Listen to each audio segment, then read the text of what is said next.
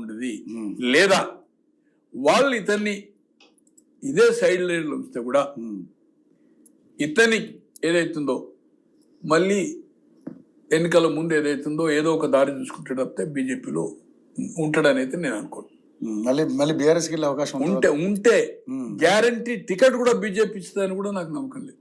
ఓ చాలా సీరియస్గా తీసుకుంటారు అయితే అధిష్టానం ఒక ఉన్న పరిస్థితులను బట్టి. నేను ఎట్లాంటివన్నీ అవును నా అడ్డా హుజరాబాద్ మనం అనాలి.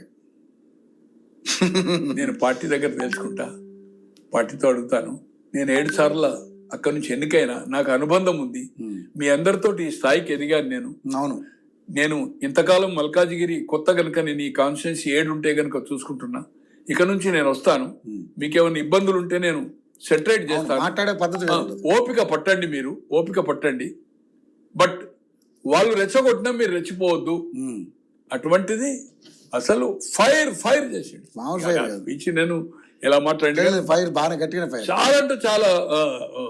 అయితే అతను ఆ ఫైర్ కూడా ఎందుకు చేశాడంటే సార్ అక్కడి నుంచి పెద్ద ఎత్తున వచ్చారు సార్ నాయకులు అదే ఆ నియోజకవర్గానికి. అంటే ఇంకోటి ఆవేదన అంతా చెప్పడం వల్ల కూడా భావోద్వేగం ఆయన భావజాలం కానీ